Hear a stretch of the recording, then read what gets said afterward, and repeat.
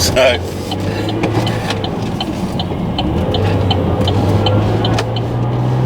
nice one, dickhead. Brembo brakes up front. I just used them as someone was going straight and then went, oh, I'll turn right in the middle of the intersection. You know what I just realised? I left home a little bit early this morning so I could take the long way to work. So I've gone from Nambour up the hinterland through Mapleton, across Montville and down towards Maloney, and then out through the back of Landsborough.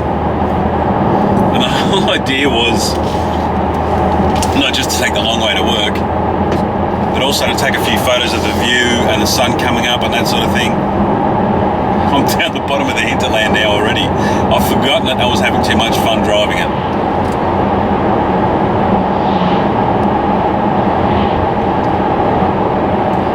Kind of sums it up really, and really points to the reason why I like this car so much. When I get in it, I don't want to get out.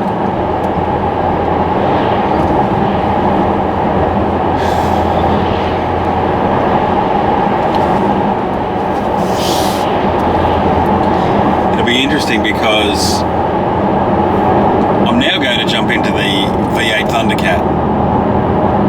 So I'm going to be in the SSV, and it's not the new one. I don't think it's the new one, which was released yesterday, that came out with the LS3 6.2 litre V8 with 304 kilowatts. So it's going to madly outpower this thing by at least 60, 70 kilowatts. I'm just going to get into the regular one, which is only about 20 kilowatts more, but does have a truckload more torque and has a very different character when you're driving it. And the thing that I noticed most, because last time I jumped into the SSV, I jumped out of the VXR Astra, which also has Recaro buckets, although they've got these little awesome pneumatic bolsters on the sides, is the seats. So when I get out of this, I'm going to jump into the SSV, and I know that they're not going to feel anywhere near as sporty, and they actually feel quite wide and not very supportive. And I found as soon as I started driving the SSV around, it was nowhere near as controlled as what the VXR Astra was. I dare say it's probably going to be the same on this occasion as well, because this thing is really responsive. Particularly when you press the VXR button and then the suspension gets really tight and it becomes even more responsive, and the steering firms up and the gearbox automatically shifts down a gear so that you got more revs. It'll hold gears longer. All those sort of things that you expect from an aggressive sports car, and it will even do very aggressive gear changes.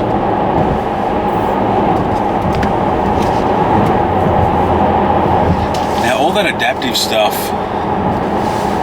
is pretty good,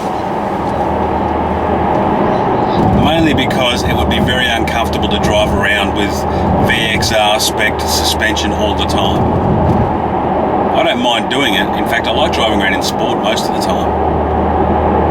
But as soon as you have that option to do something a little bit different, people often take it, even though the suspension is one of the reasons why this car costs in the sort of mid-50s, depending on how good you are at getting a deal. Okay, so which of the two is the better car? It's kind of a stupid question. You can't really answer which one's better and which one's worse. It all depends on what your preferences are. Which one do I prefer? Well, because I have a family, I do need that extra bit of space.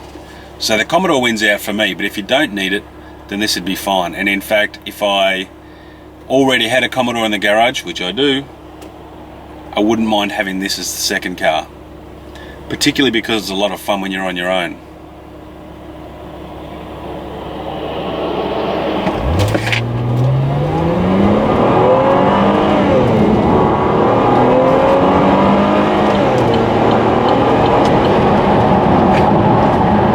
Even though I'm off that launch, I can tell you it works. definitely a point to having this car in the Holden lineup. And as I said before, it's not a replacement for the Commodore. It's not the same size. You can't fit 3 kids across the back seat with a booster seat in it. It doesn't have the same rear-wheel drive handling that you expect out of the SS Commodores. You could probably tow with it, but I probably wouldn't want to put the expensive drivetrain at risk. Same with the expensive suspension. The Commodore, it has a few techie bits on it, but essentially the drivetrain itself is pretty low tech.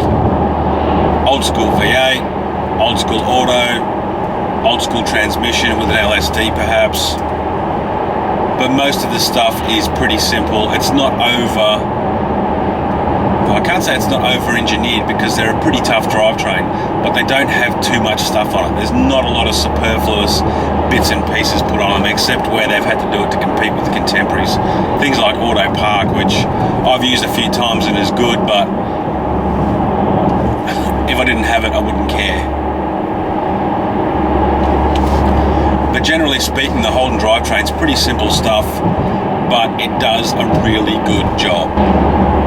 Now this does an equally good job, but it's actually all a reasonably good engine with a big turbo on it, cocooned in technology.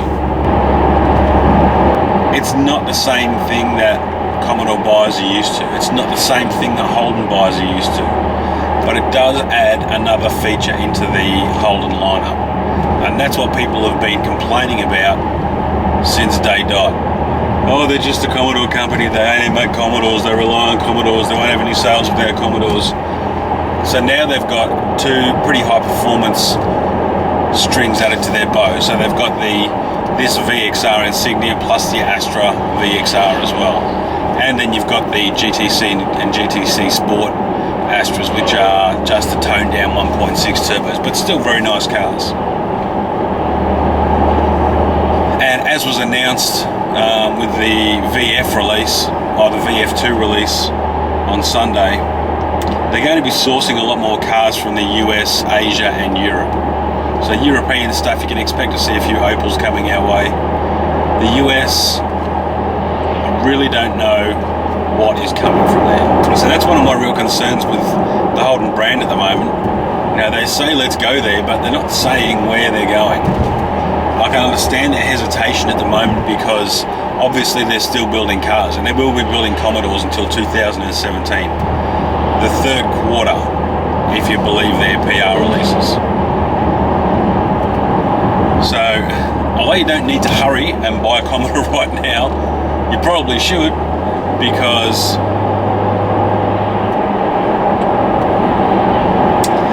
not because it's the last Commodore. That's a pretty good reason. But really, and people have been complaining about the Holden brand since they said they were going to stop building in Australia 2 years ago,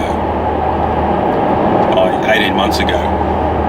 People have been complaining about the brand. Oh, they took our money and did this and did that and blah, blah, blah. And then they complain about General Motors, how they're shutting the place down and all that sort of thing. Well, you know what? The only thing that General Motors hear is money, whether it's going into their pockets or going out. So what you should be doing is showing them that closing Elizabeth was a mistake. So you should be buying a shitload of Commodores. We don't know what's coming, but if you drive a Commodore and you think it's a good enough car, buy it. Don't not buy it because you're sick of the brand or you're pissed off about politics or the way they were treated from a global perspective. You go in, see if the car suits you. If it does, buy one, and then they will see when they don't have those cars to sell anymore, when they've all gone missing, then it will be true merit of the product showing them they've done the wrong thing.